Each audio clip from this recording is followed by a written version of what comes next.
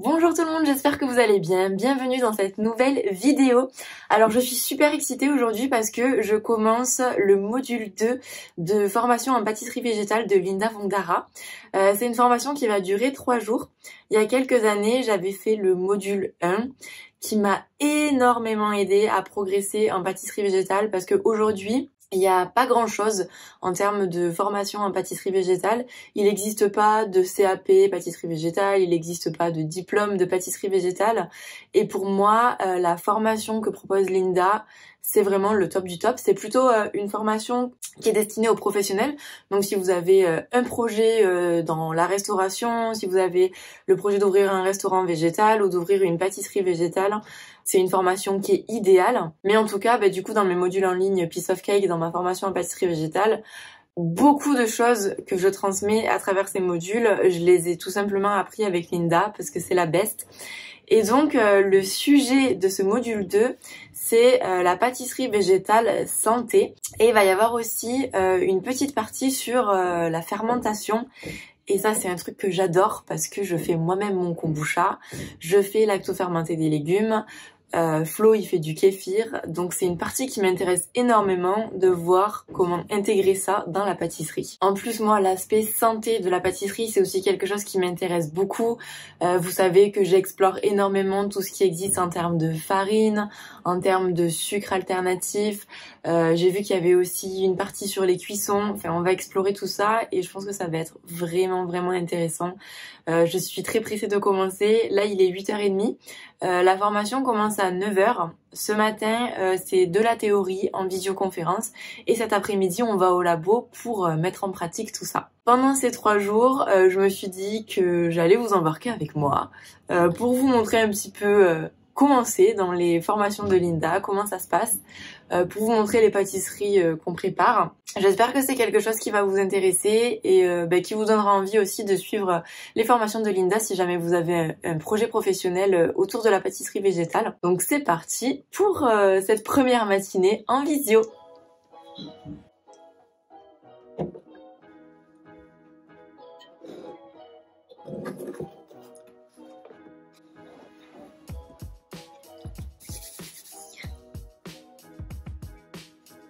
Salut les filles! Bonjour. Bonjour. Enchantée. Enchantée, tout le monde. Super. Tout le monde est là. Bienvenue au cours pour la formation du module 2 en visioconférence.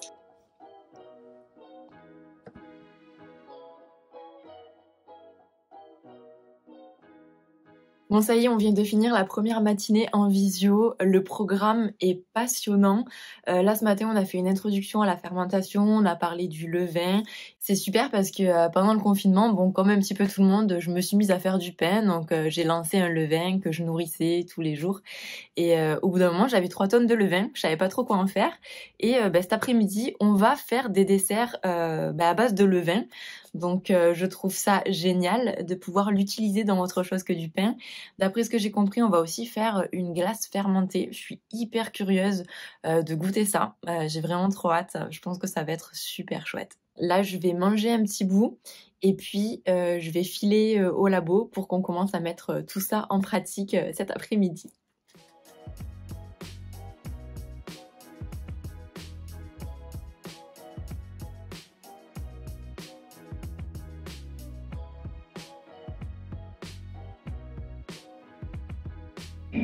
C'est parti pour la glace. Vous avez toutes goûté, vous avez vu ce petit goût acidulé qui est assez agréable. Moi je préfère l'avoine parce que pour tout ce qui est congelé, l'avoine ça stabilise, ça donne de l'onctuosité, ça empêche les préparations qui se congèlent de cristalliser. Et c'est exactement ce qu'on veut pour la glace. On n'est pas partout, Linda, tu es filmée. Oh là là, tu me mets la pression là. Le stress. Donc là on va lancer la glace. Et après on va tout manger. Vous en gardez un peu pour les profiteroles quand même. On mais verra. Vous en manger comme ça. Parce que je trouvais ça marrant de le faire en profiterole quand même. Ouais, c'est une trop bonne idée franchement. Voilà, et donc là on va turbiner, on va laisser la machine travailler.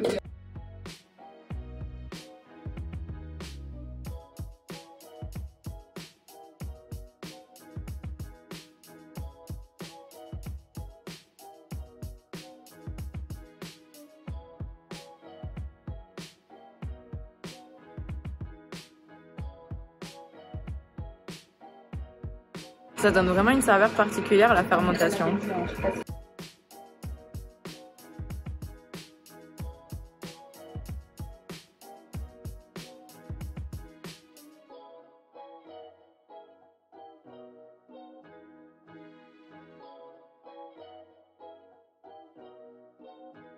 Donc moi le poids que je choisis là aujourd'hui c'est une orange, hop, voilà. Donc ça va appuyer, ça va empêcher que ça remonte et que ce soit immergé. Donc ça prend un peu l'espace qui restait. Donc ça coule un peu au moment où je ferme, c'est normal. Voilà, ça coule pas trop non plus. Donc là mon bocal il est prêt. C'est une trop bonne idée de mettre une orange. La glace est prête. Ouais. Ouh, miam. Elle est belle, elle a l'air bien onctueuse. Ouais.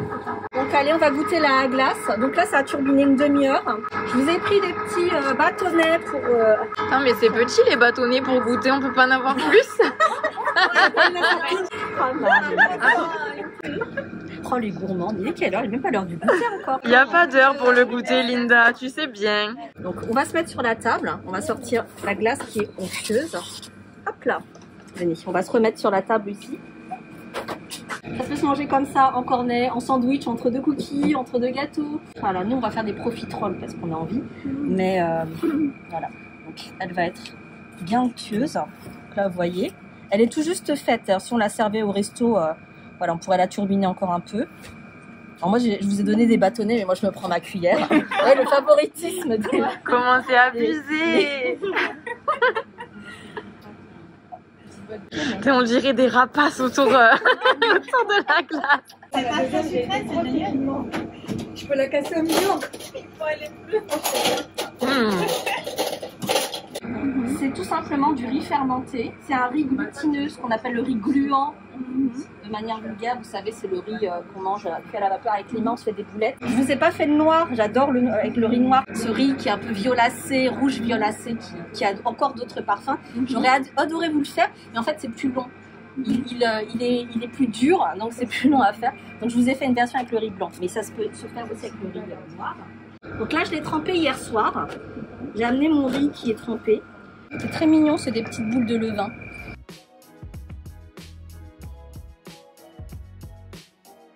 C'est le mélange de farine de riz, sarrasin et pois chiches. Voilà, ça vous donne une pâte en fait qui est un peu comme une pâte à modeler qui est assez grasse.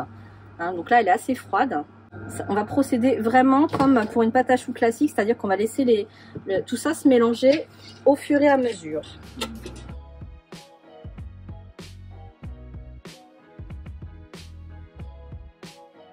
Petit rappel pour tenir la poche à doux pour celles qui n'ont pas l'habitude.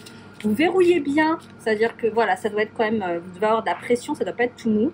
S'il y a beaucoup de mou ici, vous faites entourer autour des deux doigts. Et à chaque fois, en fait, au fur et à mesure que la poche elle se vide, pour garder la pression, pour pas que ce soit tout mou, ben, à chaque fois vous tournez un peu plus pour serrer et garder toujours de la pression. Normalement, à une main, vous devez pouvoir pocher. À la main forte, si vous êtes droitière comme moi, doit être capable quasiment de tenir la poche à une main. Et l'autre, elle est juste là pour diriger. Hein. Vous n'êtes pas censé appuyer ici. Si vous appuyez avec cette main-là, bah, vous allez vider le truc, mais après, ça va être tout mou. Alors qu'en fait, il faut maintenir la pression. Alors, qu'est-ce qu'on fait? Des petits choux? Allez, go Linda. Allez, on va aller faire quoi? Un beau pochage, hein. Tu es filmée, Linda. Ah là là. Tu nous fais pas un chou moche. On leur donne la taille d'une petite noix. Une petite noix, ouais, une petite noix de macadamia, quoi. On va dire, pour trouver le bon gabarit. Attention aux bulles. Tac. La petite pointe, on l'a avec le doigt mouillé, on va les faire assez petits, hein. Comme ça, vous en mangerez plus. Ils ont bien les alvéoles vont être plus dessinées quand ça va se évaporer. Mais on a de belles alvéoles. Et ça sent vraiment le sarrasin alors? Bah, c'est riz et sarrasin avec un tout petit peu de pois chiches. Allez. On va nourrir ces petits bébés. Allez, réveille-toi, hop, hop, hop, pour lui donner à manger. C'est vraiment ça. C'est vraiment comme des petites baisselles. Quand c'est transparent, c'est là on sait que le truc il est tendre, qu'il a bien absorbé le sucre. Donc tu vois, comme c'était des petits morceaux, ça a bien pris. Ça sent très très bon. Ça va être trop bon ça dans un cake. Hein. Donc Donc là, on a fait un petit porridge d'avoine mixé qui va nous servir à hydrater la brioche.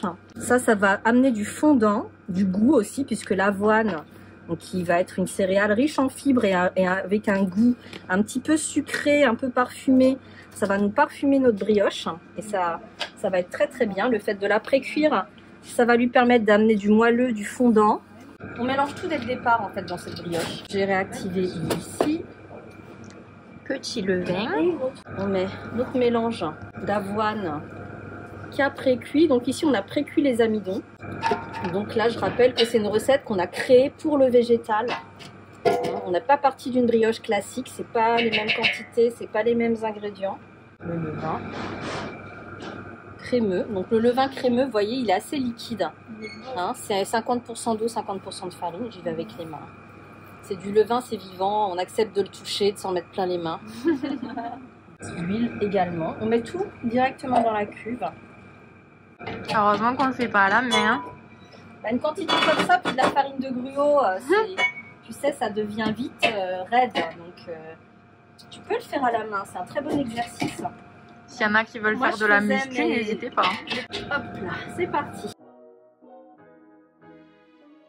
Corner un petit peu pour récupérer ce qui est collé. Quelle belle bête. Donc je vais rabattre vers l'intérieur. Soit vous mettez à l'envers sur le plan de travail et vous rabattez, vous pliez. Soit, voilà, moi je le fais comme ça parce qu'elle est très molle. Le repli vers le bas. Comme ça, quand ça va gonfler, l'air va bien rester à l'intérieur.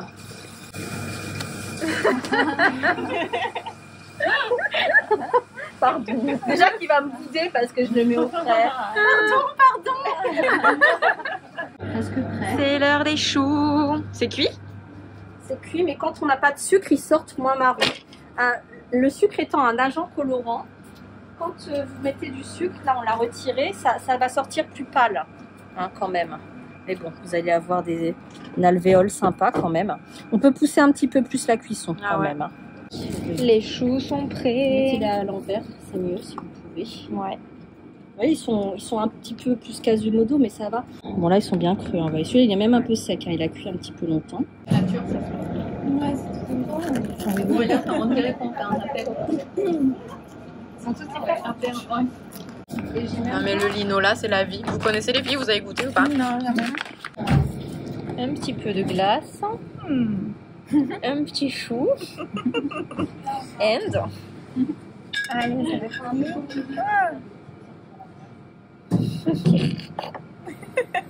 Miam. Et c'était quoi sa tête? C'était la tête. J'ai pris une petite cuillère propre. C'est mon moment préféré dans tes formations, Linda. C'est quand on mange. Trop bon. On fait un service de profiterole minute là ici. Buffet profiterole.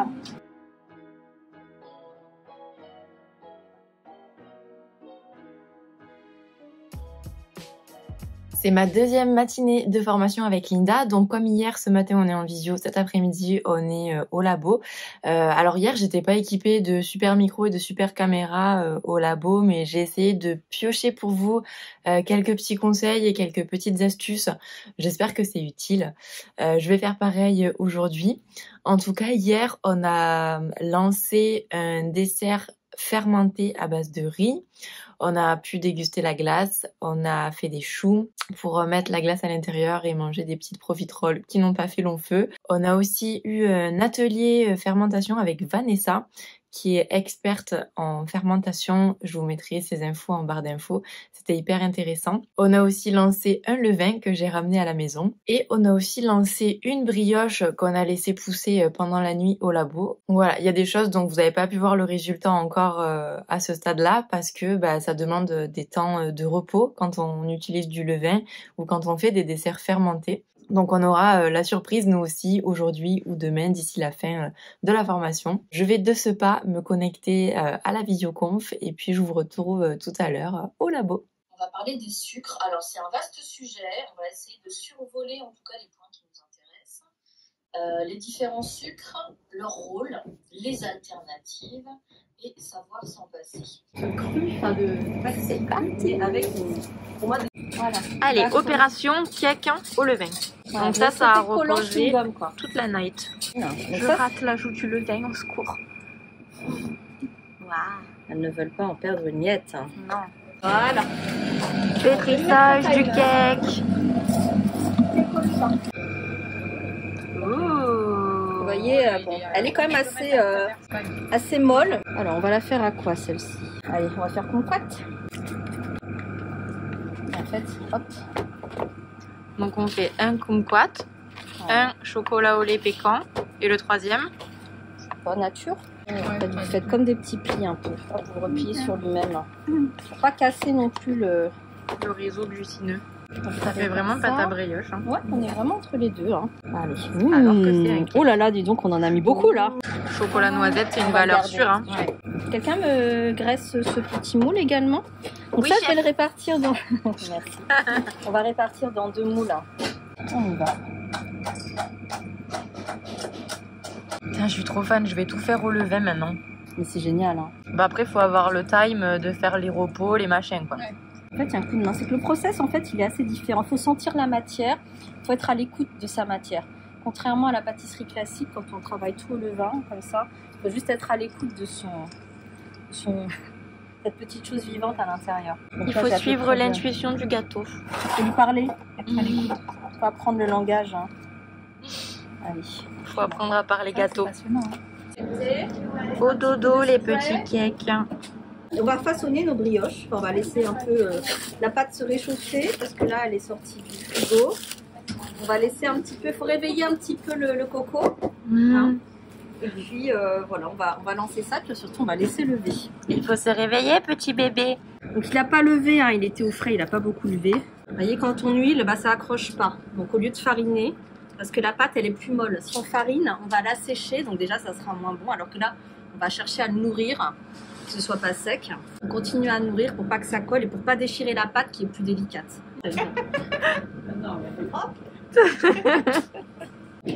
Petit mélange sucre-cannelle. J'ai ramené ma cannelle Nomi, évidemment.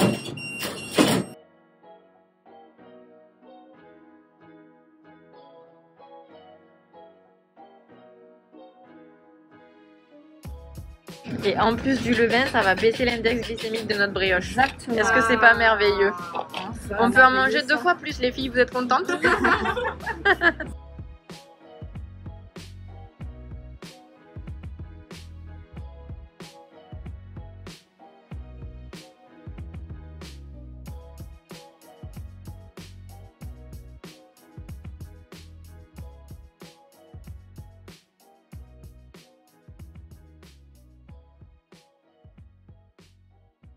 En fait, si vous voulez pas avoir de pliure comme ça, moi j'ai une technique. Regardez. En fait, vous prenez la partie la plus lisse et vous faites un sac. Voilà, et après, un petit sac. voyez, le fait de bouler, ça va lisser le dessus. Comme un champignon en fait. En fait, le dessus va venir, voilà. Tu vois. Et après, donc là, du coup, t'as la tête qui est lisse. Ouais. T'as ta pliure en bas et tu fais comme des keftas un peu. il faut que ça accroche juste un petit peu, mais pas trop. Et en fait, le côté de la main, ça vient faire les rabats, tu sais, comme ça. Petit rôle à la cannelle. Petite boule au citron lactofermenté. Et petite boule aux pépites de chocolat. La brioche au four, la brioche au four. On va lancer donc les fonds de tartelette avec ça. Après, le reste, les garnitures qu'on met dessus, c'est très simple. On va préparer les pommes. On va faire des fonds croustillants.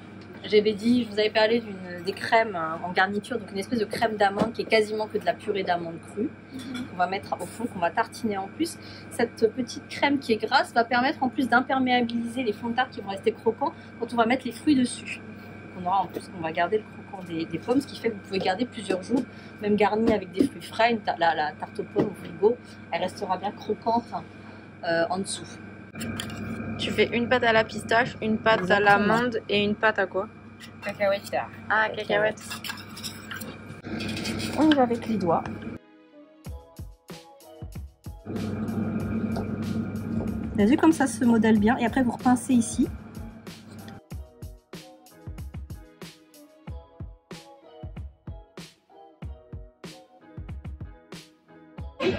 Ouais. Et ils sont beaux, hein, les cinnamon rolls.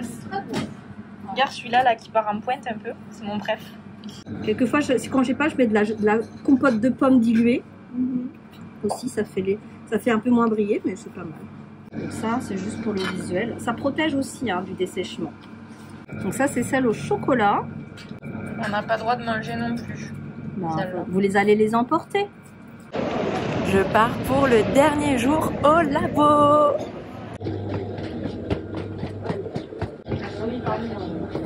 Salut les filles. Est-ce que vous avez mangé vos brioches? Oui. Ah. Vous le voyez venir, ce petit cake à la banane? Miam miam. Allez, la touillance. Ça va être gourmand croquant.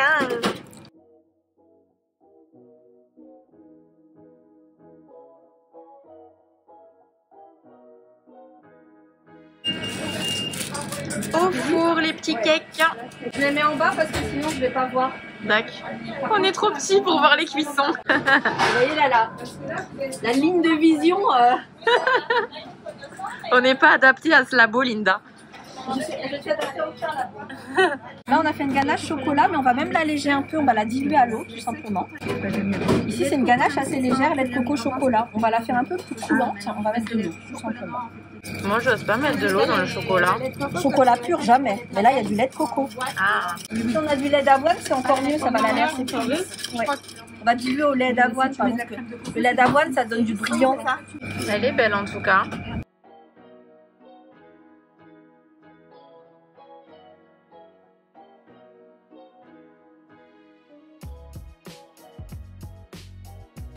On se bat pour lécher la cuillère.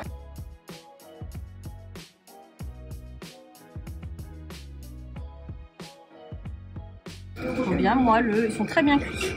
Trop beau hein. Attention les doigts. Et après on fera un tout petit peu de sucre glace dessus pour la finition.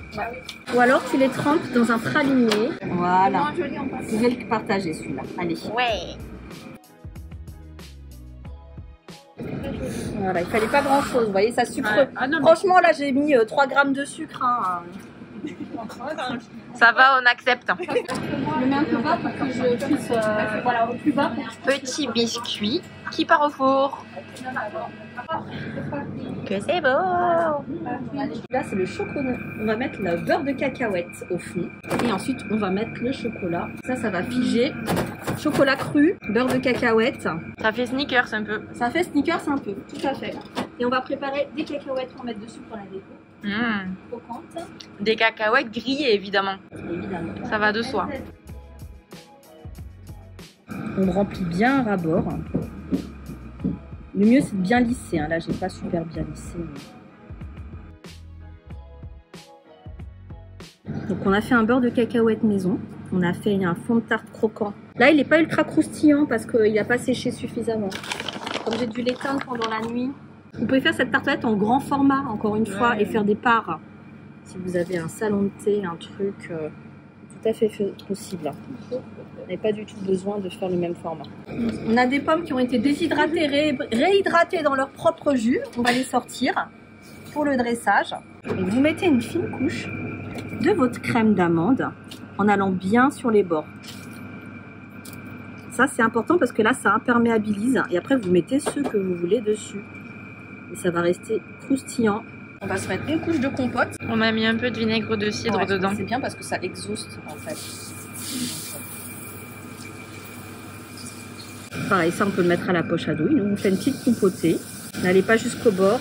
Et comme ça, en plus, les pétales de pommes vont coller un peu mieux dessus. On va les enfoncer dedans. Donc, je commence souvent par un S, un truc comme ça. Je vais aller chercher des pétales qui sont très molles et je fais comme des boutons de rose. Je vais un petit peu les enrouler sur elles-mêmes, les plus petits ou les plus moches. Vous commencez comme ça et vous allez façonner des petits rouleaux de base. Par exemple, là, je le mets ici. Et après, je vais mettre des pétales autour pour donner la forme. Et après, vous faites une petite compo autour.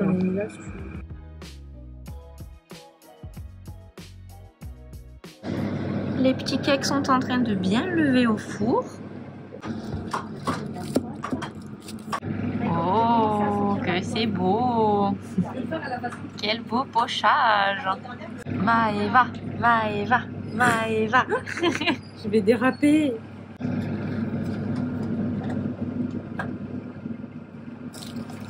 Voilà. Allez, bye. Ah ouais, mais Maëva, tu fais des trucs de ouf là. Ouais. Bah, j'essaye de mettre à votre niveau, les filles. Hein. Oh, toujours plus. J'essaye, hein. J'essaye de faire un truc carré, quoi. Oh là là. Un truc sexy chocolat, quoi. Trop beau. Le fameux riz fermenté. Je commence à avoir l'odeur de cette espèce de vin de riz. Là, c'est pas, on sent surtout les épices encore, donc ça sent pas encore très bon. Mais ça va être normalement, voilà, vous attendez bien. Si vous voulez, vous goûtez au fur et à mesure. Enfin, on peut manger dans cette formation. Je n'en pouvais plus de ces jours sans goûter. On va mettre un peu en biais pour que ce soit joli. Le dernier jour, c'est le grand festin en fait. Ouais, encore, on a mangé une partie hein, déjà.